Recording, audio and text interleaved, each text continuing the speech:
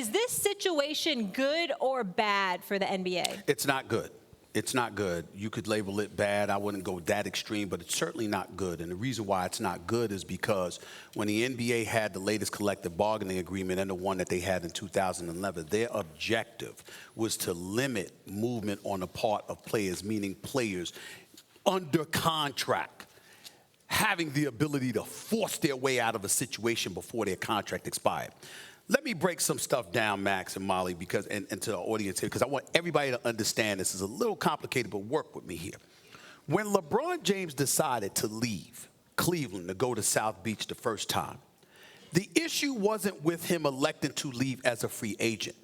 It was how he handled it. People were in an uproar because they felt like it was a slap in the face because they went to extraordinary means to acquiesce themselves to his wishes and that of his camp. This is the kind of things that they say.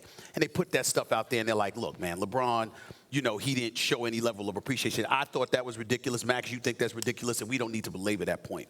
But the reason why it's important is because from that moment forward, the NBA, a lot of the NBA owners, particularly the ones in the small market, had their antennas raised. So they monitor and they watch out for everything. And although they didn't necessarily have but so much to do with CP3 being denied the opportunity to go to the Lakers when that trade initially had transpired, it doesn't negate the fact that Dan Gilbert, a small market owner in Cleveland, had written a letter to the commissioner thereafter, just basically going off about the state of affairs that existed that they believe was instigated by LeBron.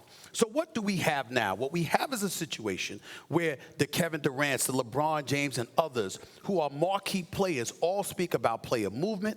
They speak about players having control of their own destinies and things of that nature. Well, to a lot of those owners, that's counterproductive to what they're trying to do because of the money that they're doling out and how you got guys who want to leave their markets. Why is that relevant now?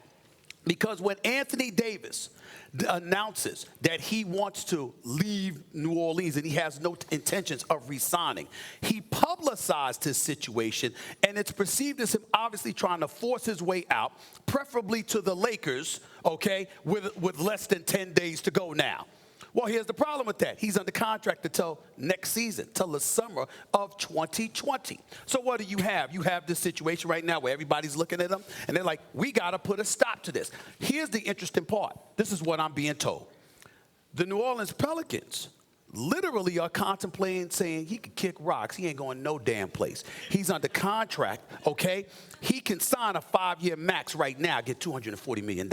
If he stays there through next season, it could be 6 years, and Anthony Davis could potentially become the first $300 million player in NBA history. And they're saying, you want to walk away from that? They're contemplating that. I'm hearing that people like Gregg Popovich are on the phone with Dell Demps, a young man he practically raised in this business, okay? And they're saying him, hold the fort. Don't cave to the Los Angeles Lakers. You don't have to do a damn thing. And in the end, why are people saying that about the Lakers? Because we've been talking about Magic Johnson all of this time. The name that we didn't mention enough was Rob Pelinka, his GM. Why is Rob Pelinka relevant? Because Rob Pelinka is the general manager of the Lakers working under Magic Johnson, Kobe's right-hand man, who was an agent prior to being an executive. Fair or unfair, has his share of enemies, in terms of other agents who are not inclined to send their clients to L.A. Rich Paul might be willing to do that with Anthony Davis, but a whole bunch of agents out there ain't willing to do that with their clients. So whether it's KD, Kawhi, Kyrie, Clay, or whoever, we are at a point right now where it is entirely possible, if Magic Johnson doesn't pull this off, and I don't see how he's going to do it, the Lakers might be the one team that ends up with nothing, while the Clippers and Brooklyn and everybody else gets something. There you go. Good reporting, Stephen A. Pelinka aside, the arrogance of NBA owners is astounding to me. Mm-hmm. Who told you that Le'Veon Bell was going to set out the year? You did.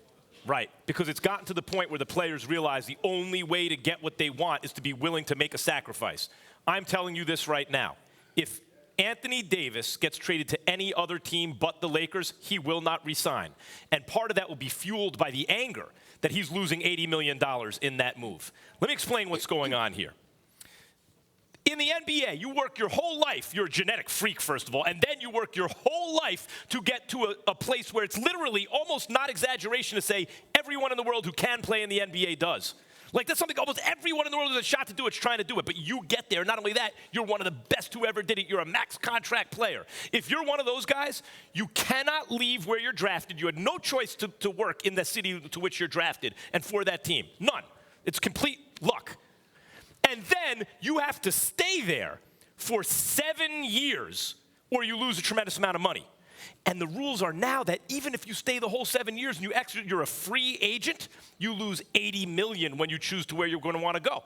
So what do the players do? The players are like, in year 6, I'm going to force a trade to where I want to go so that team can give me the extra $80 million too.